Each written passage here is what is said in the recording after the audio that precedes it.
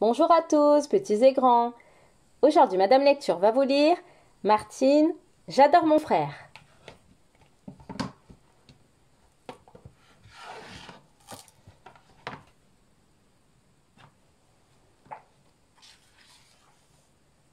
Délicatement, sans trembler, Martine ajoute encore 2 cartes.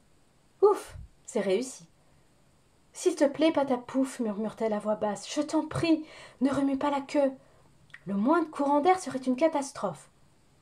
Pour Jean qui s'approche, c'est l'occasion de s'amuser un peu. Tu connais l'histoire du grand méchant loup? Celui qui soufflait sur la maison des 3 petits cochons, questionne-t-il, emplissant déjà ses poumons. Patapouf s'interpose. Il grogne et montre les dents. C'est moi le gardien du château. Loup, garnement, gare à vos fesses. Pas de doute, le chien ne plaisante pas. Jean comprend le message. Prudent, il recule au plus vite. Le petit frère ose à peine respirer. Sous la main agite de Martine, il guette le frisson d'une reine noire effleurée, à peine par un valet de cœur. Encore une carte et... Non! Un clown lancé avec force vient disloquer le fragile édifice. Carreaux, cœurs, piques et trèfles virevoltent un instant dans les airs pour retomber bien vite comme des feuilles en automne. Le majestueux château n'est plus que ruine. Furieuse, Martine s'élance vers son frère. C'est l'empoignade. Assez! Crie maman. Je ne veux plus rien entendre. Vous allez immédiatement filer dans vos chambres. Et que je ne vous revoie plus avant l'heure du repas. La porte refermée, Martine s'effondre sur son lit. C'est vraiment trop injuste. Elle voudrait hurler pour que tout le monde le sache. Jean, je le déteste, lance-t-elle en donnant un grand coup de poing. Maman n'aurait pas dû me gronder parce que cette fois ce n'était vraiment pas de ma faute. Hier, c'est vrai, je lui ai chippé son poster, mais c'était lui qui m'avait... Qu'est-ce qu'il m'avait fait déjà? De toute façon, dans cette maison, c'est toujours moi qui ai tort. Après un repas très silencieux, Martine décide de se confier à son ami Cédric.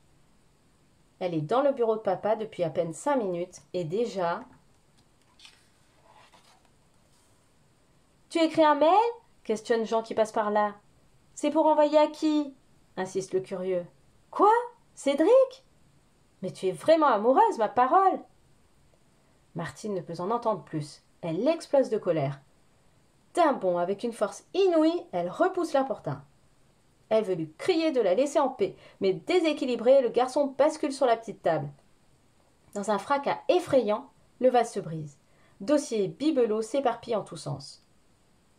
Jean porte les mains au visage. Entre ses doigts, du sang très rouge se met à couler. Tu vas bien? Demande la fillette épouvantée. Jean se relève dans un gémissement. Martine aimerait l'aider, le secourir, mais son frère la repousse de l'épaule. Sonné, titubant, il avance seul vers le salon. Maman prend peur, Jean sanglote, papa accourt. Montre-moi ça. Bon, on te conduit à l'hôpital. Vite, à la voiture, lance ce dernier qui emporte déjà le blessé. Martine, toi tu gardes la maison et tu surveilles Alain. Pas un mot de plus. Maman prend le volant. Papa et Jean sont sur le siège arrière. La voiture démarre en trombe. Martine reste là, comme paralysée. Après toute cette agitation, le silence et cette soudaine solitude la font trembler des pieds à la tête. Elle se sent mal, très mal, et ne sait plus où se mettre. Martine recule vers le mur et se laisse glisser jusqu'au sol.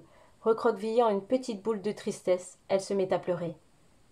Des pleurs comme jamais Patapouf n'en avait entendu. Le chien court vers sa petite maîtresse. Il l'interroge du regard, cherche à comprendre. Affolé, il galope en tous sens, puis, de sa truffe humide, il tente d'écarter les mains crispées de la fillette. « Martine, je suis là, que se passe-t-il? Dis-moi tout !» Aujourd'hui, Patapouf regrette de n'être qu'un petit chien, incapable d'arrêter les chagrins de son ami et de la serrer tendrement contre son cœur. L'apercevant enfin, Martine l'agrippe aussitôt. Elle se cramponne à lui comme à une grosse bouée de sauvetage. « Oh, Patapouf, si tu savais !» gémit-elle. « Arc !» fait le petit chien à moitié étranglé. « Laisse-moi quand même respirer !»« Tu sais, Patapouf, » commence Martine, « j'ai dit plein de bêtises. Ce n'est pas vrai que maman est injuste. Ce n'est pas vrai que je déteste mon frère. Non, ce n'est pas vrai. Si de temps en temps il m'agace, Il faut bien avouer que parfois, moi aussi je cherche la bagarre. On se chamaille, mais on s'aime bien. Ce n'est jamais méchant. C'est comme le château de cartes de ce matin et ses singeries devant l'ordinateur. J'ai été bien bête de me mettre en colère pour si peu. Dring! Le téléphone. Martine se précipite car c'est certainement maman qui appelle. Allô? Martine? C'est toi? Qui est-ce? Demande la fillette. Ben, c'est moi, c'est Nicole. Tu en as une drôle de voix. Nicole, c'est vraiment une amie. Elle est venue tout de suite. Martine lui a tout raconté. Ça fait tellement bien de pouvoir parler à quelqu'un quand on est triste et qu'on a eu très peur. Il saignait, mais moi je ne l'ai pas fait exprès, je ne voulais pas. Bien sûr que tu ne le voulais pas. C'est un accident, reconnaît Nicole. 1 heure à peine s'est écoulée et la voiture revient déjà.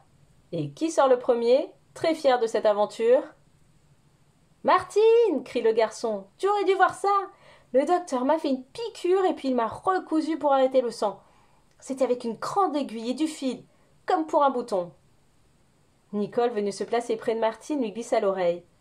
Tu vois, il est encore entier, ton frérot adoré. Martine se sent enfin revivre. Elle a eu tellement peur. Plus tard, dans l'après-midi, Jean n'a pas été obligé de faire ses devoirs. Maman l'a envoyé se reposer. Martine, elle, a passé près de 2 heures pour lui écrire un petit mot. Dans cette lettre, elle lui a demandé de ne pas lui en vouloir. Puis, comme elle ne savait plus quoi écrire, elle a empli le reste de la page avec des dessins très colorés. Enfin, pour être totalement pardonnée, elle lui a préparé un cadeau dans un bel emballage avec des rubans. Toc toc. Je peux entrer? Ben oui. Je suis désolée, commence timidement Martine. Faut pas, c'est plutôt moi, dit Jean sur le même ton. Martine sourit. Bon, si tu insistes, je suis d'accord. C'est toi le plus diable de nous deux. Oh, fait Jean, ça c'est à voir. Pour les bêtises, tu n'es pas la dernière. Les enfants échangent un regard de connivence. La paix est faite. Martine est heureuse de cette entente revenue. Dis, ce cadeau que je t'ai apporté, et si on l'offrait à papa et maman? Je crois que ce sont eux qui le méritent le plus. Allons-y tout de suite, approuve Jean tout réjoui. Unis comme les doigts de la main, le frère et la sœur, réconciliés, descendent ensemble l'escalier. L'histoire est finie. Et n'oubliez pas de vous abonner à ma chaîne pour ne louper aucune nouvelle histoire. À bientôt!